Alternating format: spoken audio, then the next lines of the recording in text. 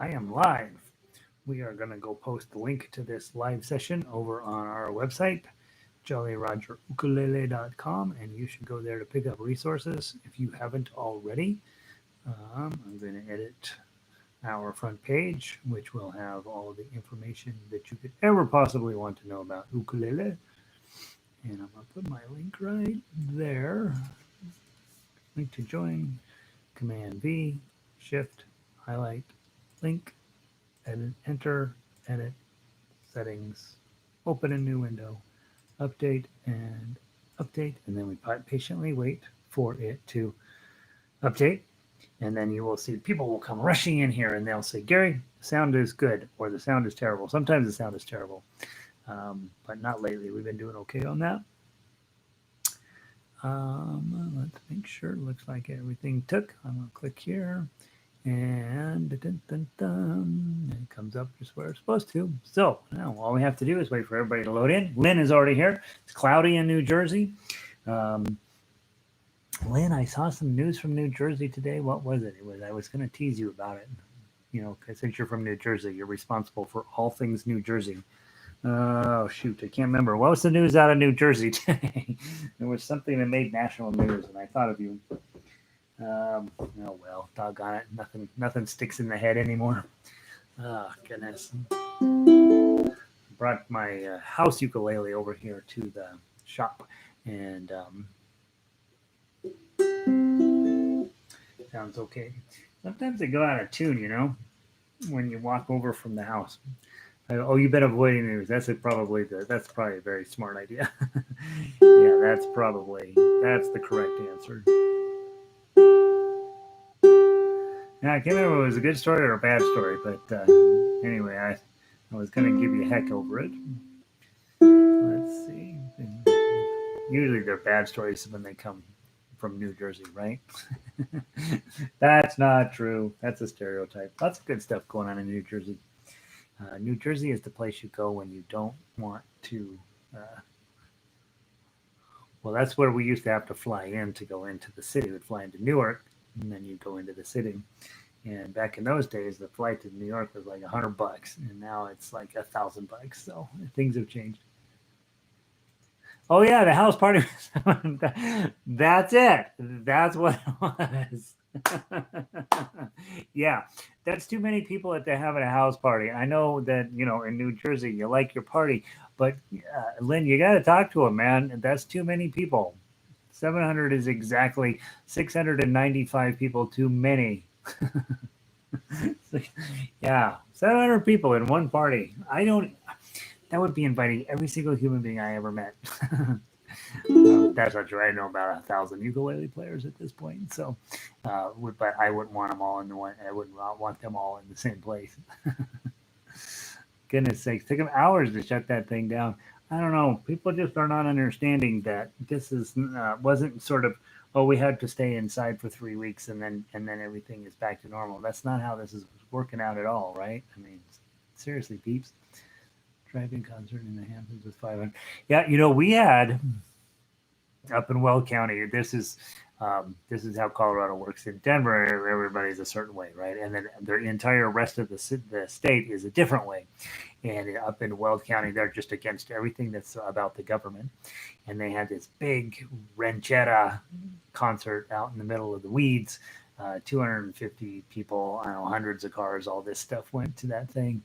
And they went in and they're like, well, we don't have a permitting process. If you want to have a big concert out in the middle of nowhere, we have no permits against that. You can do that if you want. So apparently they've broken no rules. And you're like, well, I know, but we should be able to go find the organizer of that and just punch him in the face, right? That's what we should be able to do. Oh goodness, what a world we're living in. Let's see. Somebody else this night. Then there was the drive-in concert in the Hamptons. 500 attendees in the Hamptons. I didn't hear about that one. Goodness sake. You guys like to party up there, don't you, Lynn? Seriously.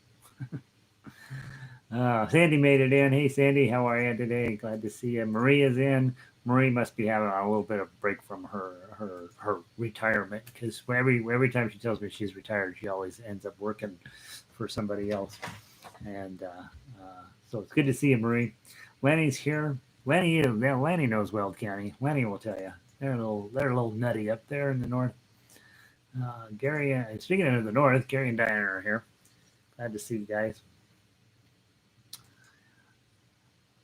It's funny. We talk about leadership, and leaders look like a certain thing, but not anymore, right? Anymore, they're just trying to figure out how to avoid getting in trouble, I think. And not Como. I'm going to be on the news. I'm going to be front and center. I'm going to say, if it's stupid, I'm going to say it's stupid. um, that's the kind of guy you need. That's the kind of leader you need, right there. In Italy, they had the same type of leaders. They're like coming on the news saying, "What are you doing? Stay in your house, you dummies!" But in Italian, it sounded very beautiful. And so, yeah, I know, right? It's crazy. But yeah, I like somebody who's a leader who's like, "Look, I'm gonna do things right," and then if you don't really like me, you don't really like me. But at least I'm gonna go to be able to sleep at night. Uh, The only problem with retirement is you never know what day it is, right? That's what I understand. Other than that, retirement is a-okay. You just every day feels like Thursday. Let's see. Christine is in. Weld County is very unique. I've had mucho contact with it. Yeah, they are very unique. I gave a few workshops up there, ukulele workshops at some of the libraries out in the middle of nowhere, and my downtown Denver jokes are not the same jokes that they want out in Weld County. So I had to rethink funny stuff. Um, hey fellas, welcome in. Ontario is here in house. It's flat and dry, so heading for. Oh, are you going to Hawaii on Friday? They're going to let you in. Oh, for a while Hawaii wasn't letting us out of towners come by. So that's good to know, Lanny. That's good to know that you're going to be able to get there. Do you have to quarantine once you get there? I don't know. I don't know if I were Hawaii, I don't know if I'd let Lanny in or not. Let's see. It's 2 last night. I shall catch up on my strumming later on. Yeah, Lindy, what the heck? That's 2 classes in 1 week you've missed, right? I don't know. We're gonna have to fire you. Marie, I'm retired again. Marie, you're terrible at retirement. You are not good at doing it at all. Pauline is in, and welcome. Time. Let's see. Linda's here again. Linda's been showing up a little bit more. She's been through some stuff, so we're getting her here. This is Evelyn using Bert's computer. Oh. so what's Bert doing while you're on his computer? Is he sitting there doing this? That's what I do every time Donnie uses my my computer or my phone. I'm just sitting there. Are you done yet? 14-day quarantine. That's what I thought. So, well, I guess being quarantined in Hawaii is better than being quarantined just about anywhere else. So, all right, Lanny, that sounds all right. Don't give them the bug over there. They'll be mad at you. I know, Lindy, slacker. That's funny. Hey, Fran, welcome in. H.I. Oh, you must think you. I like this. Is that a secret code? Is she calling me a name? Welcome in, Fran. Glad you're here. Southern California representing. Bozeman representing. Half of the Bozeman contingent is representing. Patty's in from over there, Lakewood. I think you're in Lakewood, right, Patty? And Isaac, Barbara, and Jack say aloha. Glenview, Illinois. Glenview, Illinois is known as it's the Hawaii of the Midwest. Yeah, at the end of the day, I mean that's let's be honest. I'm gonna have to Google Glenview, Illinois. The thing about the Midwest is you always tell people what town you're near, the nearest town that you're to that they might have heard of, because there's just 80 million little 3,000 people towns all over the place, and so you always have to say, well, I'm 2 hours south of this town or an hour east of that town. So. Drove through Illinois a couple of times. It's flat. Let's see. Plenty. Oh yeah, right. Here's something else Lanny does. This is why I don't like him. I'll be in the middle of getting Gary, and it's just always wow. And then I'll get this text. It'll be Lanny, and he has a photo of him sitting on a veranda overlooking the ocean with, flowers and palm trees, and he's like working on my ukulele. And I'm like, yeah, shut up, Lanny. Whatever. Hope it sounds great. All right, hey Bob. Bob is in from NoCal. Clay is also, well, sort of NoCal, right? Clay's in from Santa Rosa. That's not quite NoCal. I don't know. I think that's not considered North. Is it? I don't know. Littleton. That's right. I'm sorry, Patty. I thought you were. You're there, not there. Let's see. Who else is in? Cat's in from Texarkana. We can't ever start till Cat's here. That's our rule. Because I like to say Texarkana. And you always say it with a southern accent. Glenview is, it's a suburb of Chicago. Oh, I did not know that. We have several people who come in and out through that in suburbs of Chicago. Okay, cool. Look at this, Chicago. We're gonna get Chicago going with advanced hardcore ukulele. That's exciting. See, that's why we keep Fran around. She's our geographer. Hey Vic, welcome band from Oregon. Vic lives in the same town as my sister-in-law does. Megan just moved back to Oregon, Eugene, and so I've been to Eugene a lot. Jack, 11 miles due north of the O'Hare Airport. Oh God, boy, I used to go back in the day. You would fly to O'Hare. Sometimes you could fly directly to New Jersey, or you had to go through O'Hare to get to New Jersey to get to New York. And so I've been in O'Hare a few times, and 100% of the times I've gone home and gone through O'Hare, I've gotten stuck and I had to spend the night. So I know all of the motels and hotels near O'Hare. So maybe I ran into you at some point, Jack. Who knows? Friend grew up in Chicago. Okay, nice. I didn't know that. Jackie is here. Valerie is here. Valerie's also from a Chicago area. So that's exciting. Clay, 60 miles north of San Francisco. So that really is NoCal, right, Clay? I mean, that's considered Northern California. Manette is in from Western Colorado. Manette, by the way, wins. If you've ever been to Glenwood Springs and up, because that's the gateway to Aspen. That whole stretch along there, that's where you want to be. Honestly, it's beautiful up there. 9,000 feet in the air. Beautiful. Yeah, so San Jose is Northern California. Okay, Kari's in from Denver. Denver is considered by other Denverites as the place that used to be a good town, and now it's a terrible town.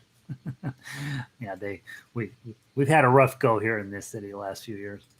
Linda is in from Sonoma. She's northern. Bruce is in from everywhere. Everywhere. Bruce and Cheryl are in from everywhere.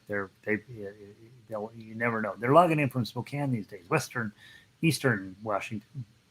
Uke Noob is in from Buenos Aires, Argentina. I don't know. I think that probably wins. Let's see. Although Evelyn's here, she's from Cuenca, Ecuador. So, all right. No. Keep it. I know, right? That's like Montanans. Don't tell anybody how awesome it is here. We don't like those out-of-state plates. That's the same we are as in the Colorado mountains. All right. So we've done our geography lesson for today. We're playing Home on the Range, which is about Kansas. And I don't think any of you guys are from Kansas. So I've spent some time in Kansas as a kid growing up, and Kansas is Kansas is not that great of a place. I don't know. It's probably fine. It's probably fine, but it's not my kind of fine. It's a little too lonely out there. Plus, there's way too many chickens in Kansas, and as a little boy, I had to be in charge of the chicken coops, and I hate chickens now because of the chicken coop. All right, let's see what else. Vicky has finally made it in. Bozeman is finally here. It's hot up in Northern California. I know Northern California has been surprisingly toasty this year. I guess it's toasty every year. You guys usually catch on fire by now, so hopefully stay out of that. We don't like that news coming through. Oh, Manette was born in Kansas. Okay, nice. All right, didn't stick, but she tried. Home on the Range. That's what we're working on. Get it up in front of you. Okay, so for those of you, basically, we like to start with, hey, for those of you that are newer, this is always the same exact process. I like to start with chords because most of you come from a chord background. We talk about what's good about the chords, and we usually sing through it. I'm a terrible singer, but you survive, and then we play the melody, which, as you know, that's the bread and butter of what it's going to take to become an advanced instrumentalist. Is you got to get a melody out of this guy, not just out of your face, and then we put it together in the legendary Tough Uke. For those of you guys who need to know, if you're like, I'm so sick of listening to Gary, I need to go get a different teacher. The kind of teacher or the kind of materials you're looking for is either called chord melody or finger style. Out on the internet, that's what they call that stuff. It's chord melody or finger style. There's a problem with both of those two terms. They don't really represent what we do here as because with chord and melody, it's as if they are divided. Like you can only play chords on this end and you only play melody on this end. It kind of comes from the piano world where it's divided into two thought processes. And I don't think of that as how we play at all. That we play chord and melody at the same time, but it isn't necessarily a two thought process. It is a integrated whole, and so I don't think chord melody represents what we do very well. And I know for sure fingerstyle doesn't, because fingerstyle is really, it almost requires you to play claw the entire way through because of so many extra decorative notes inside of fingerstyle. What I teach you is what I think is an adult who wanted to play a beautiful version of Home on the Range would want to play.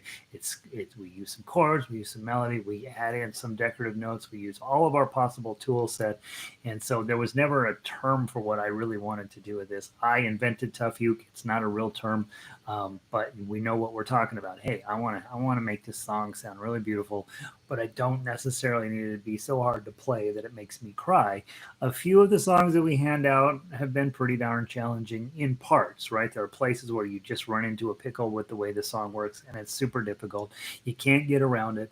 But for the most part, the songs are fairly playable. I think of all of the tunes in the Intro to Ukulele program, this is probably the best arrangement. I think all of the notes, the way they flow together, are absolutely wonderful, and the song itself is fine. Okay, there is one typo down at measure 16. Um, Back in the day, I used to actually arrange on a high G blank, and it messed up the G's all of the time, and that's what happened here. So at measure 16, that zero on the fourth string should be a 3 on the second string. So in other words, that 3 is just tied all the way through. So if you haven't fixed that yet, go ahead and do that. I will eventually get that reposted. I'm Turns out I'm writing a lot of sheet music, so I'm having a hard time getting back to my editing. So, all right, that's the only typo that I'm aware of on the paper. So let's go ahead and talk about chords. We're in the key of G. How do we know that? We start on G, we end on G. There's a whole lot of G's in the middle, probably in G chord. Okay, the other way we know that is there's one hashtag up there next to the 3-4 sign. Okay, and when there's one hashtag, you are either in G major or E minor, and the context of the way the song works will tell you which one you're in. If it feels like a happy song, you're in G major, and if it feels like a sad song, you're in minor. All right, G chord. Make sure that those of you who are teachers, make sure you're teaching it correctly. Index on top, middle on the bottom, ring out there. Okay, right like that. Okay, my thumb's a little too high. Keep it secret. Okay, next one is a D7. This is why you want to teach the G chord correctly, because look how easy that is to get to D7. Okay, dink, dink, dink, dink, dink, dink, dink, dink, dink, dink. Okay, so D7 then goes back to G. You got a C chord in here. We're going to drop down and play that one. Okay, use your ring finger. We have an A7 at measure 6. Okay, that's this one right here. Okay, so you'll be coming out of a G, just slide back to get that A7. And is that it? There's one more somewhere. Oh, down at the bottom of measure 21, E minor. This, when I was starting ukulele, this is the one I couldn't do. B flat was never my problem. E minor, oddly enough, was super problematic for me. So index, middle, ring, starting on the second fret, second, third, fourth.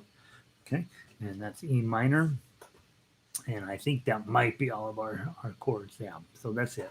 Okay, so 4 chord song. It makes sense.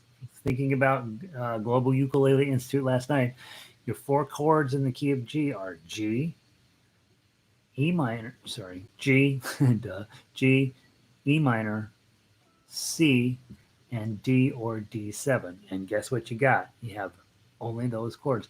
The only chord that's not part of that is A7. And you'll find out when we get to A7, it sounds quite tense. It sounds like, oh, where the deer and the antelope play. I mean, it'll jump out at you as how, boy, that sounds really intense because that chord is not typical inside of the key of G. And musicians and composers would do that when they want a lot of tension in a moment in the song, and then we can resolve that going from A to D back to G. And so that's the beauty of knowing which chords go together. That way, when you see a chord that doesn't belong, you're like, there's a reason that doesn't belong, and that's going to be a moment in the song where I really want it to come out cool. It will also typically be the part of the song that's hardest to play. Let's see. Home on the range. Yeah, Linda's home on the range, and Diane just walked in. So, all right, let's play it for them. Let's wow them with your beautiful tones. Okay, 3 beats in each measure. Laza, remember last night strumming? Okay, whatever you want to do, pick anything. Give me a home where the buffalo roam. Pick some kind of strum pattern, but it's going to be a factor of 3. And remember, lots of places here, you're going to be 1 beat for a chord. So you got to be on your game. Don't fall asleep on whatever chord you're on because another one's coming right behind. Here we go. 1, 2. Oh, give me a home where the buffalo roam, where the deer and the antelope play. 2, 3, 1, 2.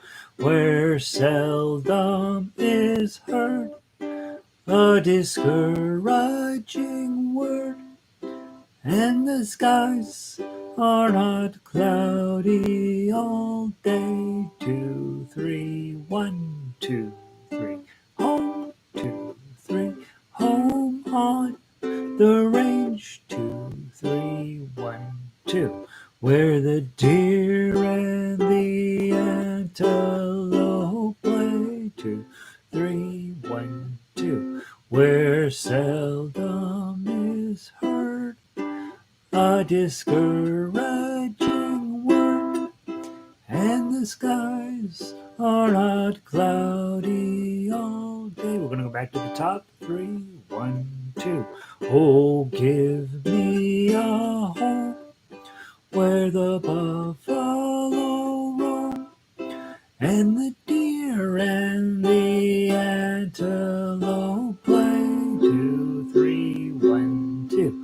Where seldom is heard a discouraging word, and the skies are not cloudy all day. 2, 3, 1, 2, 3. Home on the range. 2, 3, 1, 2. Where the deer and the antelope play. 2, 3, 1, 2. Where seldom is heard a discouraging word, and the skies are not second ending all day. 2, 3. Okay. Hold on to your G chord till your ukulele stops ringing out. Don't let it go for anything, and you'll end up sounding much better. Good afternoon, Jakes. Is C minor correct in measure 28? Measure 28. Yeah, you could put a C minor in there. Yeah, it'll sound fine. It'll sound good. Where seldom is heard a discouraging word. You could put it there, absolutely. And the skies are not cloudy all day. Let's put it in. I'll change it. Next time I print this out, we'll put a C minor in there. All right, so yeah, good call, Jack. Let's do that. Let's put a C minor in a measure 28. It'll be beautiful. Okay. Sometimes I put it in at C minor, and sometimes I put it in at C major, and I don't know why. I used to have it in at C minor, and then I changed it. I don't know why. Um, it sounds pretty C minor in there. All right, good call, Jack. Those are your chords. Now let's go through and play the melody. The first thing I do when I'm playing melodies, I peek through and see what sort of tragedies are going to befall me. The only thing I see on here is once in a while a five is going to pop up, right? And so if it's only an occasional five, what I want to do is I want to play in first position and then have my pinky jump up and grab that five. It is possible on this song, since there are no ones, to play it in second position, and then your pinky is already on five. And the only thing you have to do then is remember you're playing in second position. Okay, so you'll probably notice as I'm playing along, if you watch, which you shouldn't be watching, you should be playing, that I will probably start off in first position, end up in second position, be sliding all around, making bad decisions in terms of how little motion I can do. Ideally, if you want to play in second position, you're going to be fine because there are really no ones, I don't think. And then you just have to remember, hey, two is index, three is middle, fours, there are no fours who have a ring, and five is your pinky. And then you're really not going to have to move at all. Okay.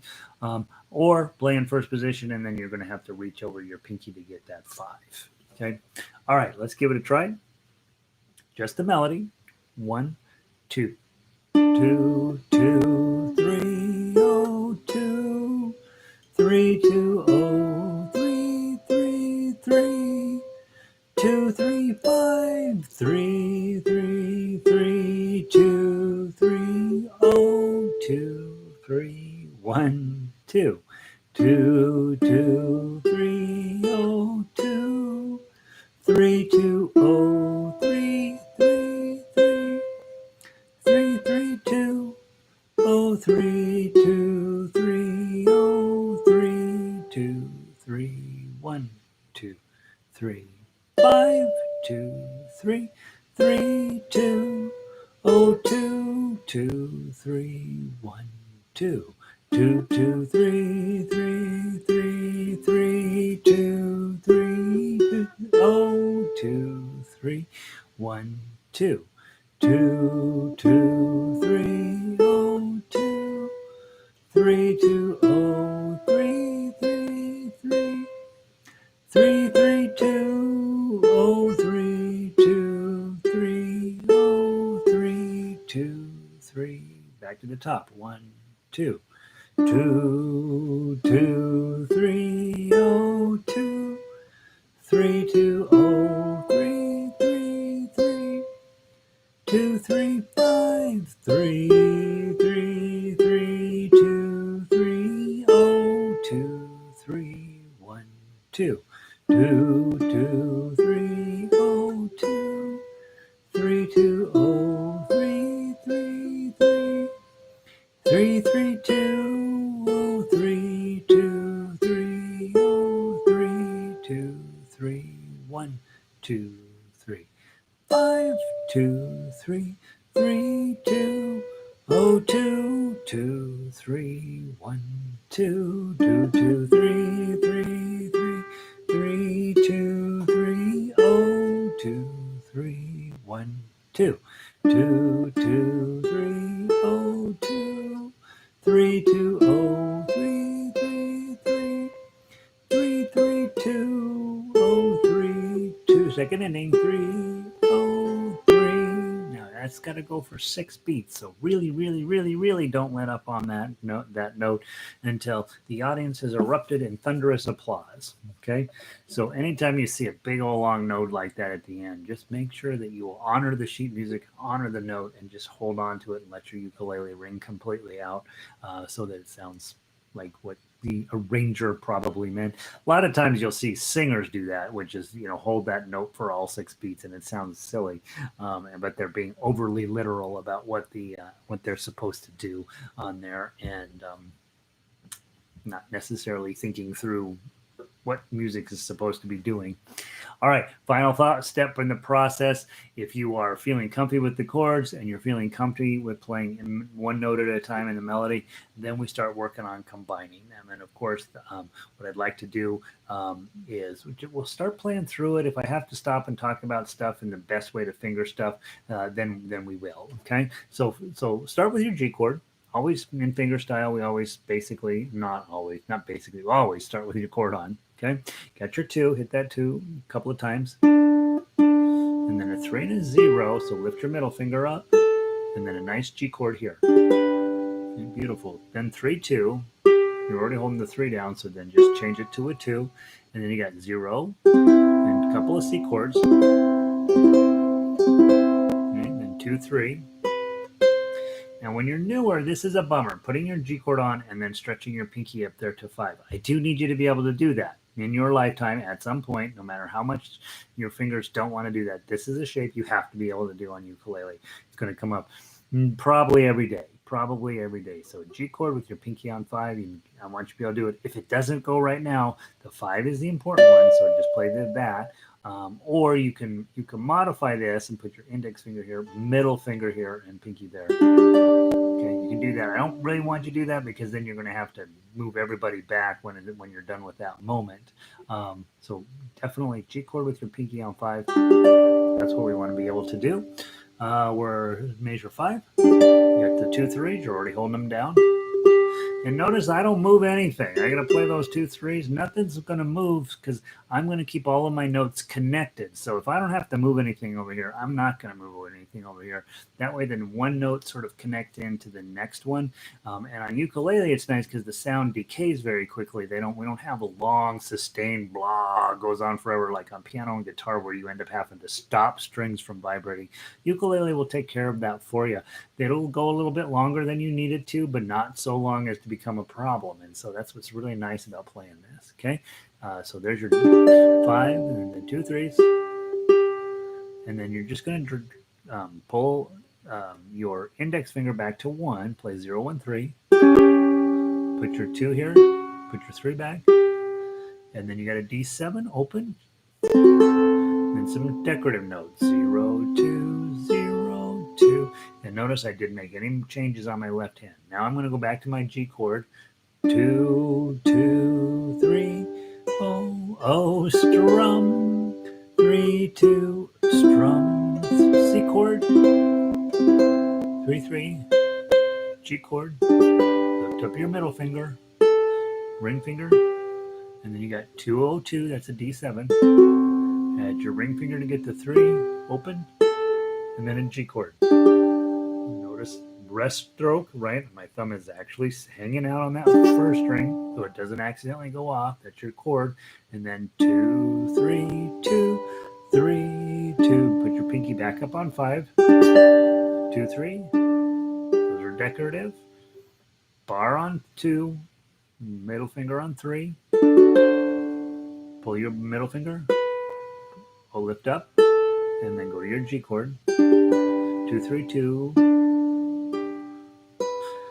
3 2, and then 2. Now here's the moment, right? You got to hit this 2 very quickly, and then you got to be on this E minor chord right away, and you're going to rest stroke on the first string. So you got to move fast coming out of that.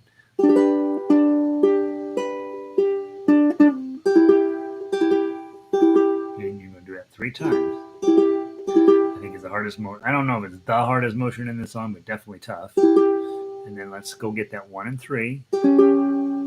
2 3, page 2, D7, O2, O2, drop into your G chord again, 2 2 3, O, G chord, 3 2, O, 2 3, C chords, 2 3s, G chord, O3, lifting up that middle finger, and then a D7.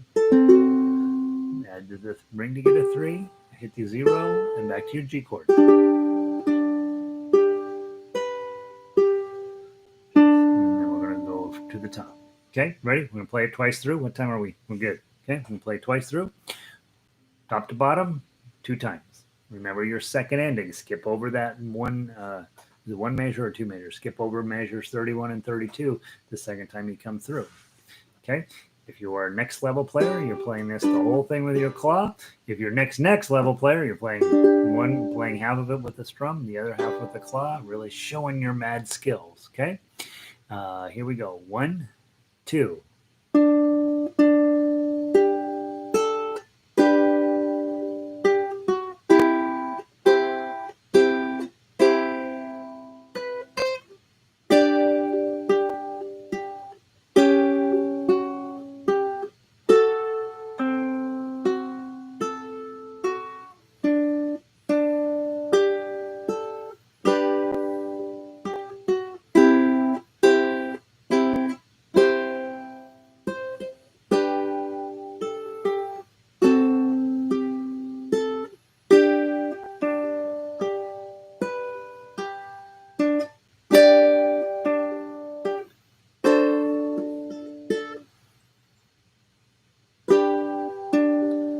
Good.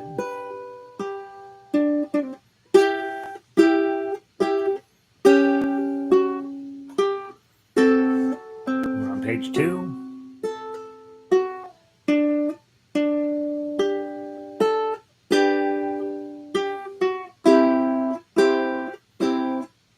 Measure 29.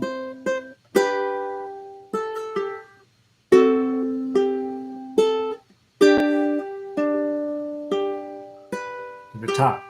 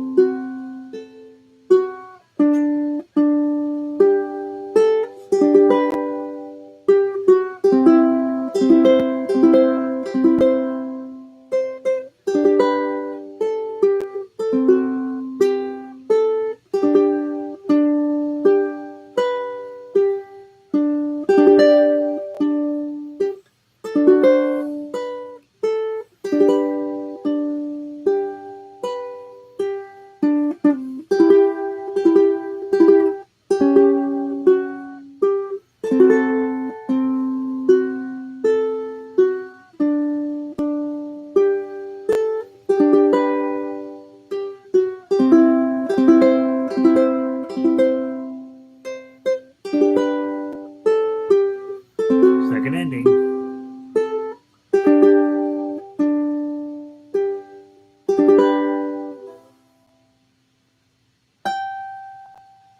Okay.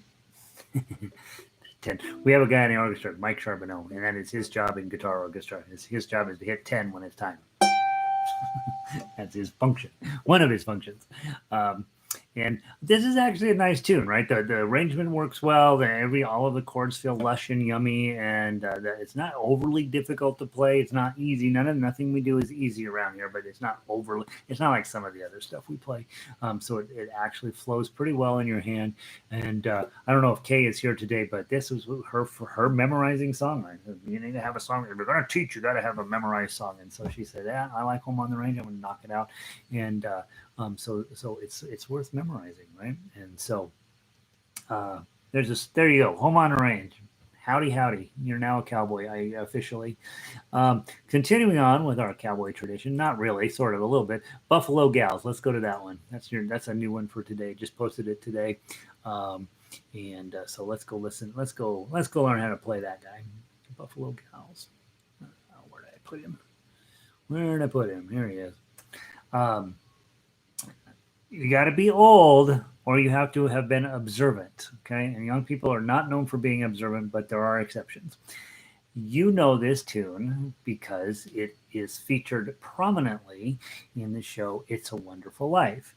And the chances of you having seen all of Wonderful Life from top to bottom is pretty high. You just have never seen it in order. Every time around Christmas time, it's on 27 different channels, and you tune in and you watch it for 10 minutes here, 15 minutes there. You watch the beginning, you watch the end, you watch the bell scene, you watch the crying on the bridge scene, the fighting in the bar scene, the scary old guy scene. So you never see the whole movie, but if you ever see the whole movie in from top to bottom, It's a Wonderful Life. You know that Jimmy Stewart, he's going to travel the world. He's got his suitcase packed. He's ready to go. Everything's going great.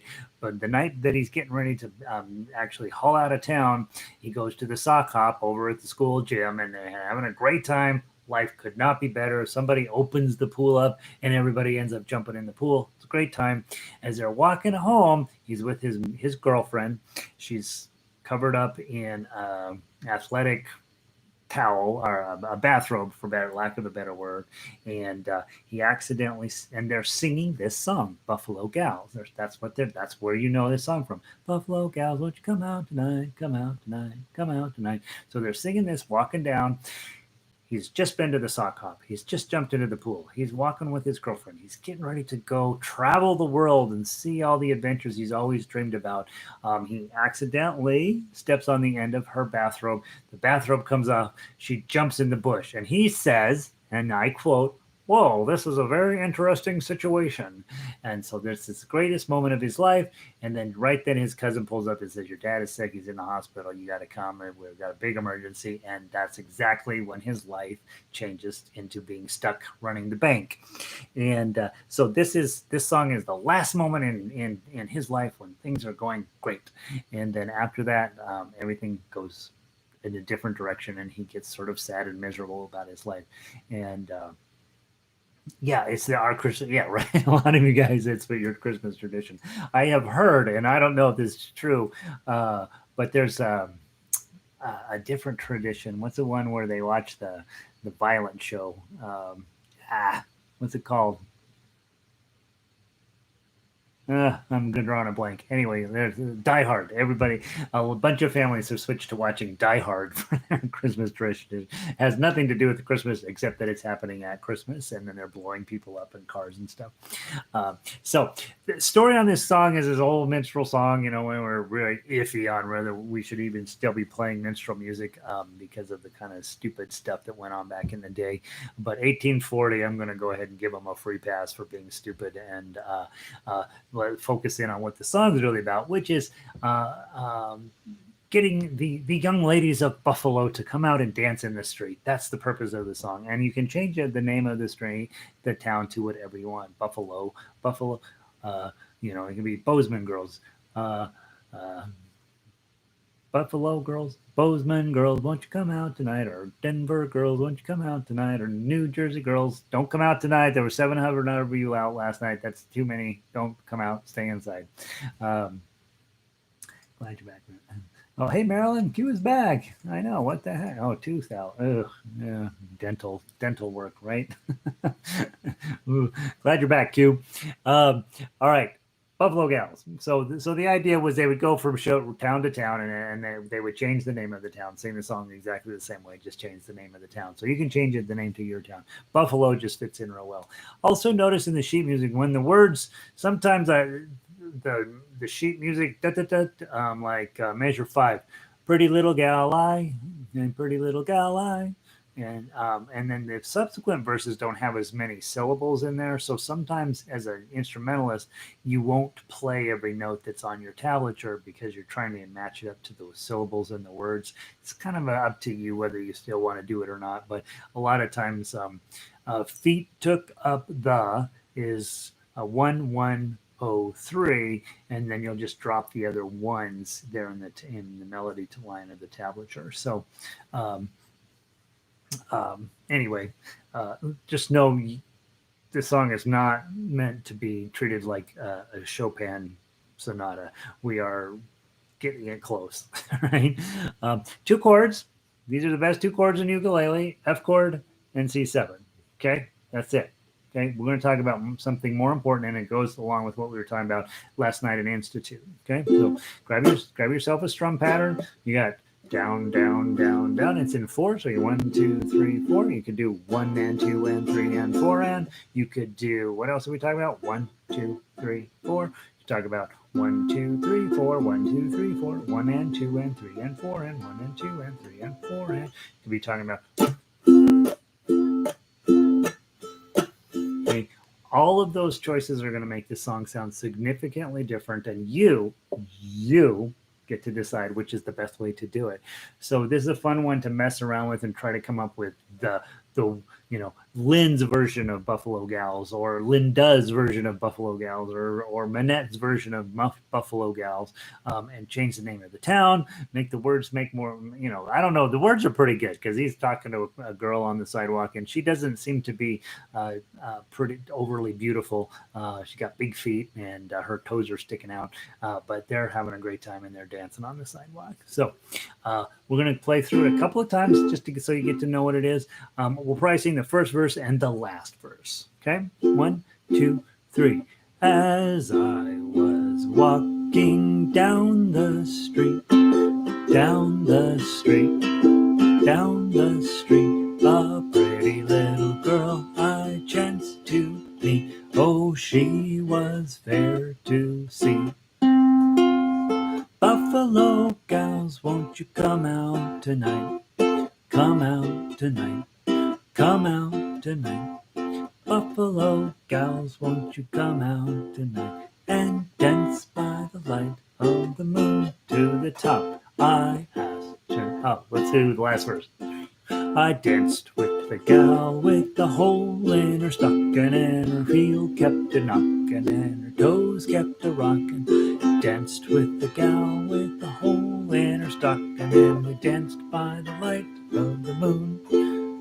We're Buffalo gals, won't you come out tonight? Come out tonight. Come out tonight. Buffalo gals, won't you come out tonight? And we danced by the light of the moon.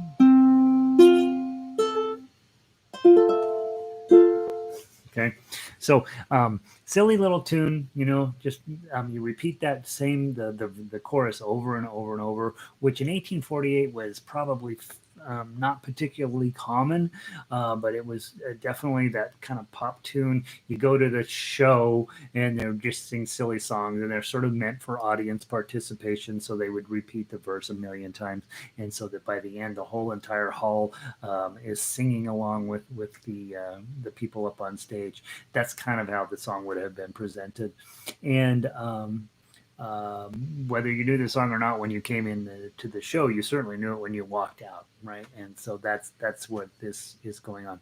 Let's play the melody. Okay, not the type of song you would probably go through and play the melody just by itself, but you might get a friend, right? So they play the F and the C chord, you play the melody, everybody's happy. Okay, let's play from the top. I'm counting 3, and we're going to go 1, 2, 3.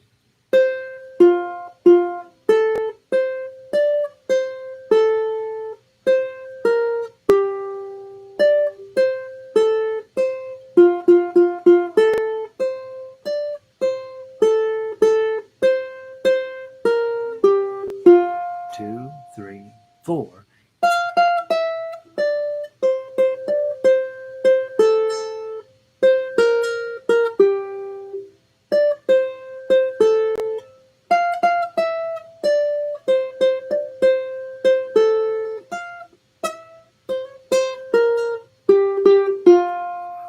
Got through it. Okay, so those 8s jump in there, right? And so that's a place where you're probably going to need to look down, be really clear. Hey, I got to hit. I know my highest note's an 8. Pinky's going to go on 8. That means ring's going to go on 7. That means I'm playing in 5th position, right? And you've got some 5s in there, so that bam, you grab the 5. Pinky magically ends up on 8, and you do fine. If you were watching me, boy, I leaped up there because I'm like, oh crud, there's that 8, right? And I leaped up there. I got lucky that time, but that's not how you want to play ukulele. You want to know, I got an 8 coming. That means I'll be in 5th position. You look down, boom, get that 5 on there, and then everything. 8, 7, 6, 5. Now you've got all those notes covered, and you do not need to look down anymore. You can look at the paper and make sure you're doing what you need to do. Okay, so there's that. Melody is fine. Kind of cute. Let's run through play the tough uke, and then I want to talk about transposing. Okay, so let's go to the tough uke. Okay, gonna be doing a whole lot of this F chord, right, with the 3 up here. Okay, 1, 2, 3. 3 F F F add the 3, bar on 5. Oh, sorry, bar, back to F with the 3. Hit the 1, that's decorative. 3, C7, 003. Hit the 0. 5s, F with the 3. Back with the 3. Some Fs. The 3. 5.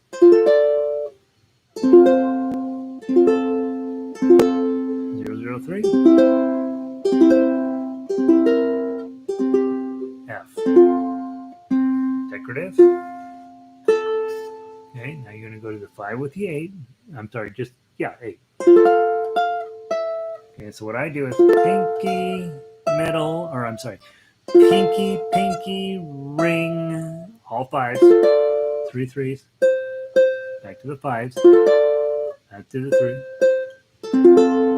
Okay, and then the 3s, back to your 5s.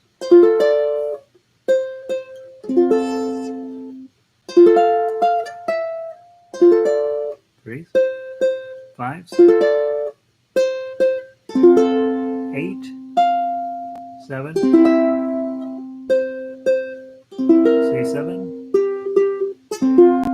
Okay, and if it's the first time through, it's bon, dun, 3, 3, and that's going to be the note that takes you back to the top of the song. You'll do that 3 times. On the last time through, you come down F, bar on 5, pinky on 8, and there's your end. Okay, this one's nice because this is an F note, and you're playing in the key of F, so it sounds really nice. It's actually really one of the more subtle reasons why you might arrange a lot of songs in the key of F for ukulele, because you've got this note here, which is not so high as to be irritating, and not so low as to kind of get swallowed up. Right, the problem with arranging in C is this is going to be your high note, and it just has a tendency to get swallowed up a little bit. All right, I want to play the tough uke. I want to play it all the way through. Let's play it twice. Okay, it's actually fairly busy because you've got some 5s and then you got to get all the way back down to this F. So it's not necessarily easy, right? We want these old-fashioned 2-chord songs to be easy, but then when you get into tough uke, you got your work cut out for you. So twice through, top to bottom, and then top to bottom again. 1, 2, 3.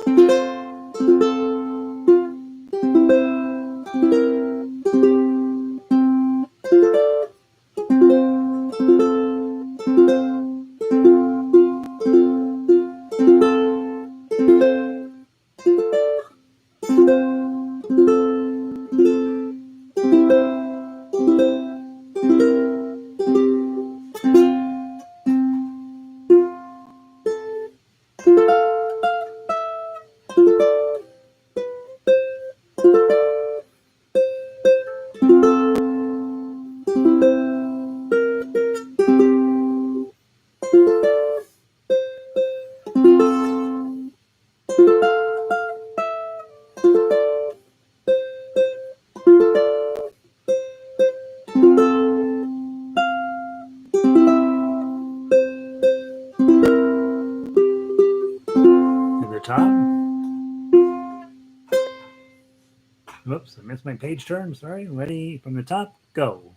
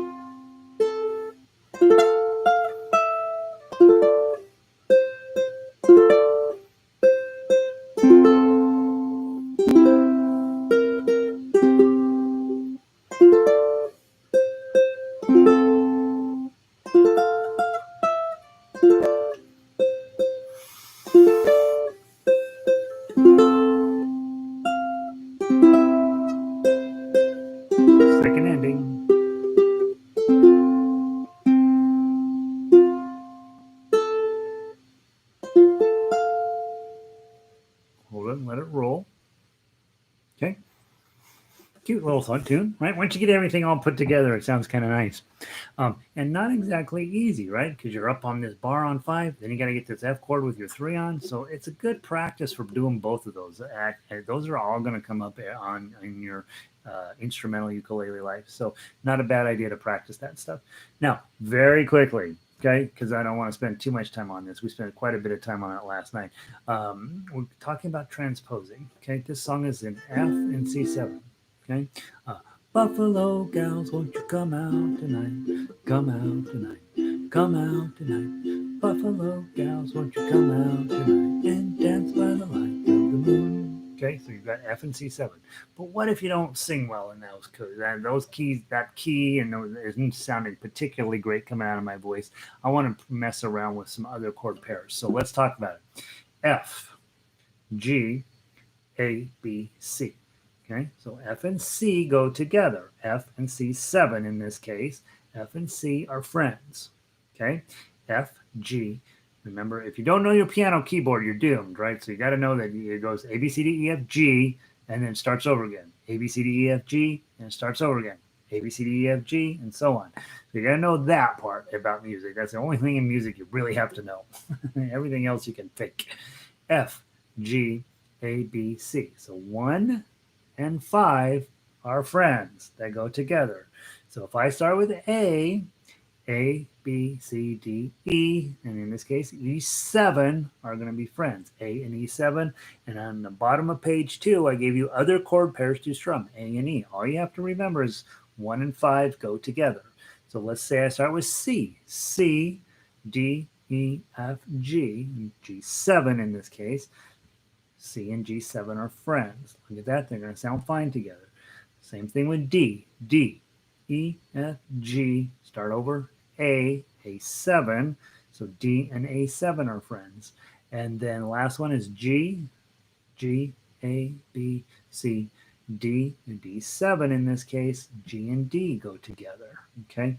That relationship in music, the sooner you get comfy with that, the sooner music's going to start becoming easier for you, because all of this stuff is just math. It's all math.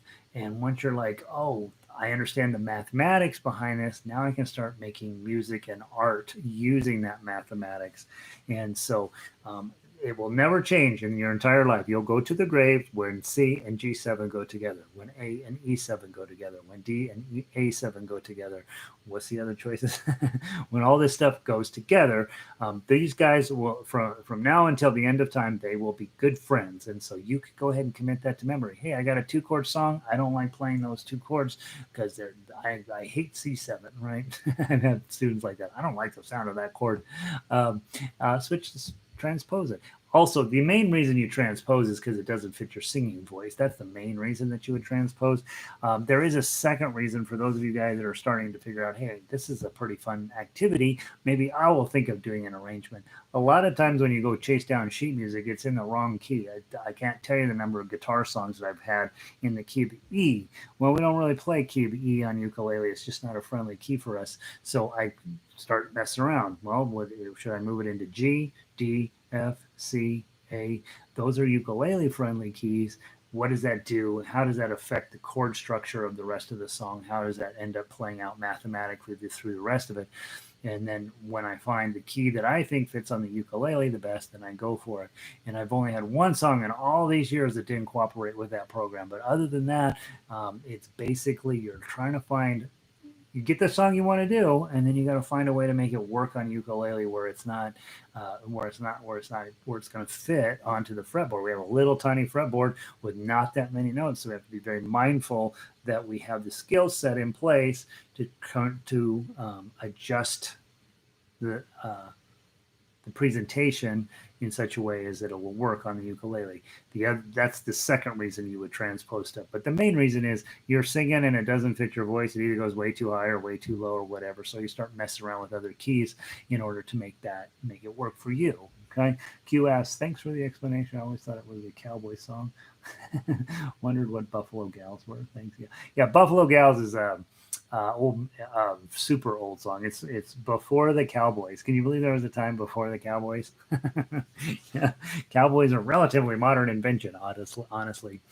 Okay, farming and ranching were never were always is a very old idea, but cowboys in that sense is they had to start factory farming, right? Factory cattle production, and they had to have all of that in place before cowboys were. There was a need for cowboys. You had a cow and you would raise it up, and then you would eat that cow, right? And then over time, people were like, I don't like butchering my own cow. I would like to pay somebody to do it for me, and that's how that came about. Let's take it just a minute, just on page 2. We're going to try the other keys. Okay, so instead of F, let's grab A chord, dun dun, and its best friend is E7. Here we go. One, just page 2. 1, 2, 3, 4. Buffalo gals, won't you come out tonight? Come out tonight. Come out tonight. Buffalo gals, won't you come out tonight and dance by the light of the moon? Moon. That actually fits my voice. I might change this to be an A and E7 from now on. Let's try C and G7. Here we go. 1, 2, 3, 4. Buffalo gals, won't you come out tonight? Come out tonight. Come out tonight. Buffalo gals, won't you come out tonight and dance by the light of the moon? Okay, it's okay. It's fine. Let's try D. 1, 2, 3. And A7. 1, 2, ready, play. Buffalo gals, won't you come out tonight? Come out tonight. Come out tonight. Buffalo gals, won't you come out tonight and dance by the light of the moon? That doesn't fit my voice very well. But D chord, D, the key of D usually fits most people's voices pretty well. So I used to do a lot of stuff in D, and I found out it didn't fit on ukulele as well as I liked. So D chord is always one of those. D chords and A7 are always a good choice if you got a bunch of people singing, especially if there's a beer involved. They're going to be fine in the key of D. Last one, let's do G and D7. And remember, you also have this D7 if you like it better. I like it better. I'll probably use that one. G and D7. 1, 2, ready, go. Buffalo gals, won't you come out? Oops, I keep changing the chord there. Let me start again from G. 1, 2, ready, go. Buffalo gals, won't you come out tonight? Come out tonight. Come out tonight. Buffalo gals, won't you come out tonight and dance by the light of the moon? I like that one. Okay, so G and D7 or A and E7 work better for me than the other setups. And again, the better singer you are, the less challenges you probably have with going to different things. But you do have a low note and a high note, and some keys will fit your voice better than others. So it's nice to have the skills to be able to mess around with this, especially if you know, hey, I am never going to sing. I'm always going to play ukulele, but I'm going to end up playing with some friends who do like to sing. They're going to expect you to change the key, not them. And so having that ability to switch those is it's a kind of a long-term project, and some of your brains will work better than other brains with just being able to see that and feel that and hear that and be able to just do it on the spot. I'm okay with doing it on the spot, but I definitely like to know in advance so I can pencil in some of the more complicated motion moments. So all right, that's Buffalo Gals. On Friday, we will probably just play that all four verses because it is a kind of a funny song. And then let's wrap up today with Ash Grove. I told you we would get one more shot at this week since I blew it so poorly so much last week. And I realized the reason I blew it was page 2, right? Page 1's fine. There's nothing wrong with page 1. Page 2, you get these pretty intense chords. And so let's run through page 2. Let's make sure we know what we're doing when we get to page 2. Okay, so it comes in measure 9. You got this 0033. That's not a problem. Then you've got 7/8. Not, and it's beautiful lead in, right? Okay, and then you're going to go up to the 10, then back to 7/8, 10, 12. And then this is the hard moment. You've got to get your index finger on 9 and these other guys on 10. And take it slow there. And then come get the 8. Then you got 7, 7, 7, 8. Yeah, it feels weird there, but that's what's going on. 8, 7, 10. And then come back to the 8 with opens and then a 7. Go grab your 5. This is the hard one. Put your index finger, 3rd string, 4th fret. Okay, everything else will work itself out. You get your index finger there, then you've got a G7-ish shape in front of it with your pinky 2 frets up. Okay, isn't that beautiful? That's going to sound cool. Then you got 3, 5, 7, 8. And then slide back to that same exact chord. Drop down to the 5. Grab the 3. Go grab a G7. 10, 9. And then you got to put a bar on 10 and this on 11. If you have an inexpensive ukulele, this will be tough, okay? Okay, this is a pretty nice ukulele and it's still pretty tough, right? To get.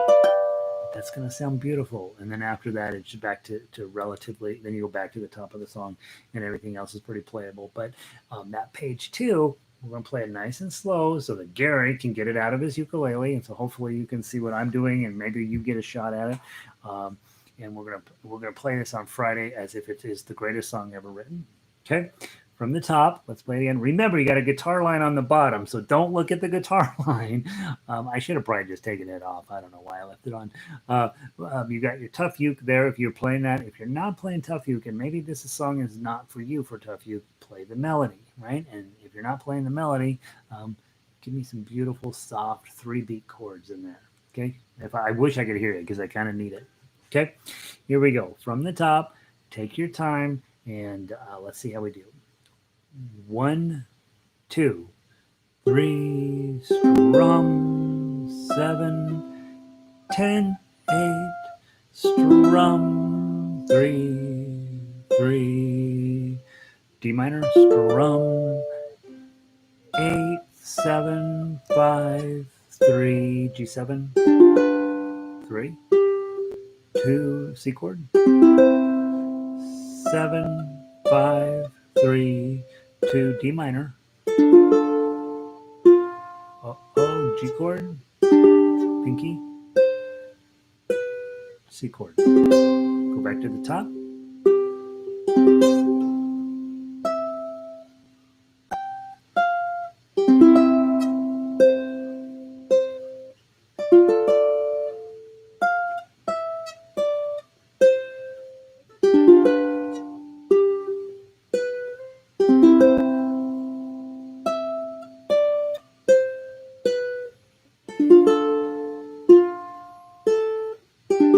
Page 2. 7, 8. Slide to 10. 7, 8, 10, 12.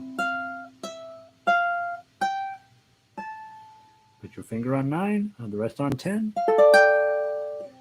8, 8, bar on 7.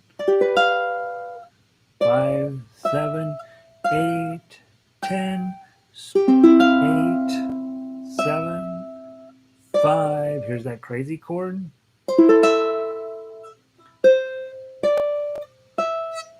Back to the crazy chord.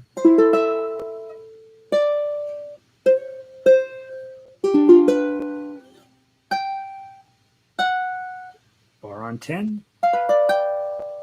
And we go back to the top of the song.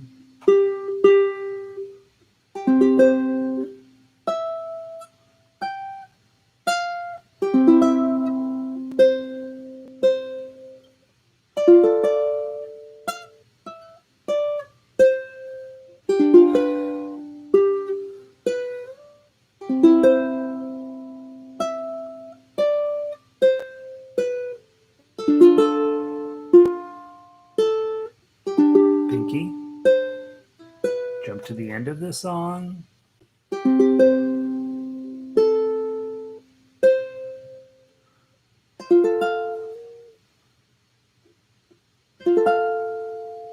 Oh.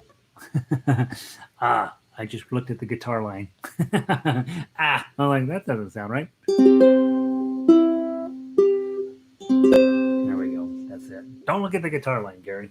All right, I just did what everybody else did last week. So yeah, put a highlighter through your line, whatever line you're playing. That way you don't get messed up. I was like, that doesn't seem right. Okay, guitar is stupid. Ash Grove. So on Friday we'll play that again and give you one more. Give you a couple weeks. Those of you who need a challenge, that's a good song for you. That it turns out it won't end up in book 2 because it's too hard. But at least for now, we got one that's pretty challenging. Tomorrow we are doing. By the way, if you haven't subscribed to the YouTube channel, that's right there. You should subscribe to me. I'm trying to get to 1,000 members. It'll take a while, but we're going to get there. And then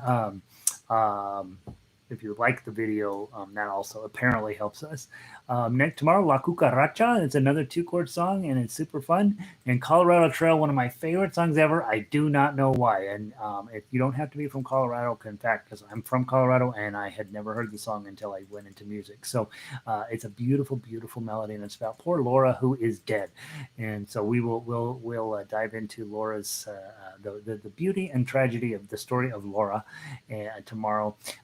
Thursday, we've got Key of G arpeggio. That's the easier of the 3 that you well, C is the easiest, G is the second easiest, and F is brutal, right? So none of that, any of them are easy, but they're all pretty challenging. And then you might want to pull up Estudio by Torrega. It is gorgeous, but you're not going to be able to just read through it and play it right on the bat. It is absolutely going to take a little bit of effort on your part, and it's definitely a claw piece of thing. So there's that.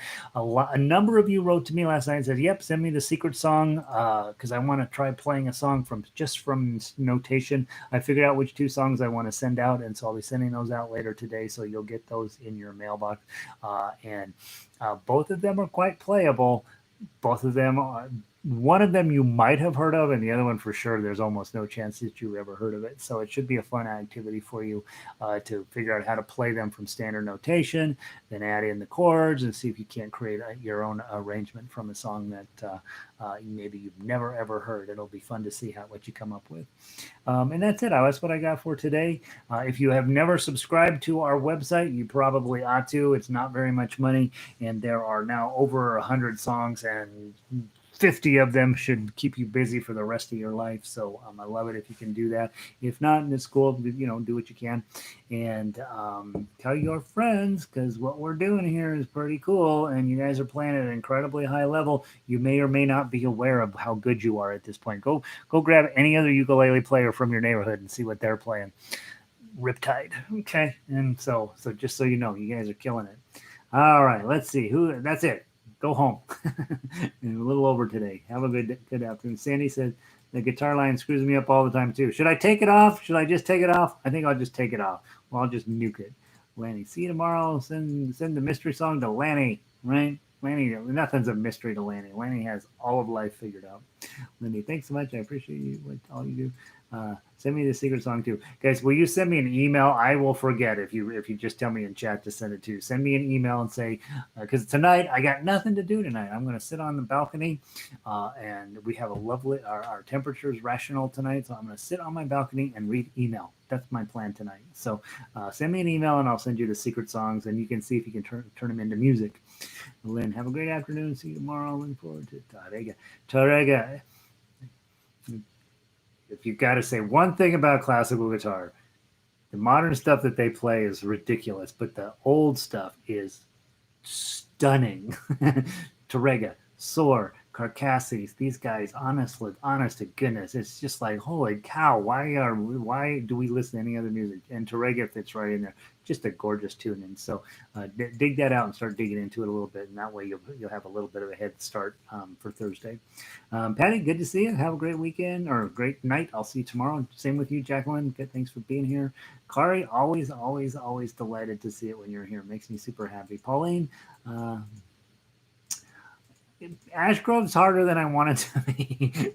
That second page is harder, but thanks, Pauline. We'll get it right once we get a couple of those moments in there. It's really a beautiful tune, and of course you can always simplify if we can't get it. Hey, Manat, have a great day. Be good up there. Sandy, good to see you. Have a wonderful afternoon. Phyllis, yeah, I know it's time for a glass of wine now. Where you where you live, Phyllis. Have a great night, Lindy. Is the email on the site? Lindy, you should have my email memorized. GaryUgert@yahoo.com. Okay, go ahead. Try to spell yogurt. Bruce, good to see you, bud. Tell that crazy family of yours hello, and that I'm desperately in need of some.